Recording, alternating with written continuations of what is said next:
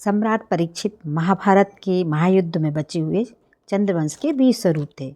जब युवक शिरोमणि अभिमन्यु चक्रव्यूह को ध्वंस करते हुए स्वर्गगामी हुए तो माता उत्तरा के पेट में महाराज परीक्षित आ गए थे, अर्थात उनका जन्म होने को था।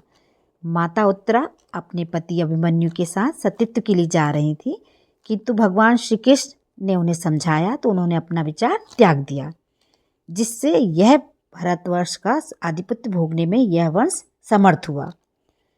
महाराज परीक्षित बड़े नीतिज्ञ और प्रजापालक थे। परीक्षित के विषय में प्रमुख तथ्य यह है कि उन्हीं के शासनकाल में द्वापर का अंत और कलयुग का आरंभ माना गया है। उनके राज्यकाल में किसी को किसी प्रकार का कष्ट नहीं था।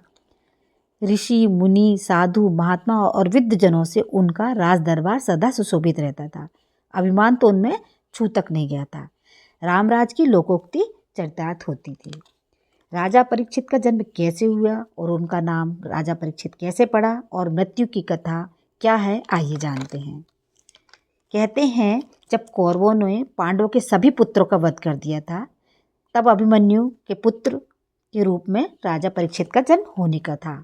उसी समय गुरु द्रोण के पुत्र अश्वत्थामा अपने पिता की मृत्यु से अत्यंत क्रोधित थे और वह किसी भी तरह से पांडवों के वंश को खत्म करने के लिए प्रयासरत थे। तो उन्होंने पांडवों को समूल नष्ट करने के लिए, उनके वंश को खत्म करने के लिए ब्रह्मास्त्र का उपयोग किया।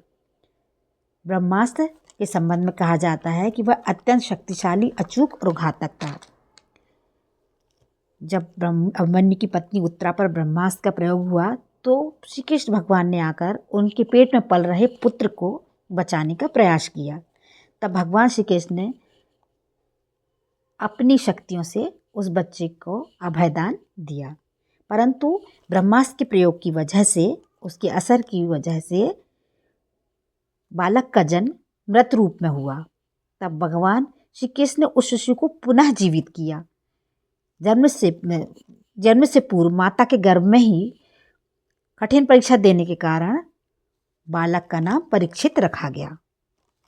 जिस तरह इनके जन्म की कथा कष्टदायी है, प्रसिद्ध है, उसी तरह मृत्यु की कथा भी दुखद व प्रचलित है, जिसके बारे में अगले वीडियो में विस्तार से बात करेंगे।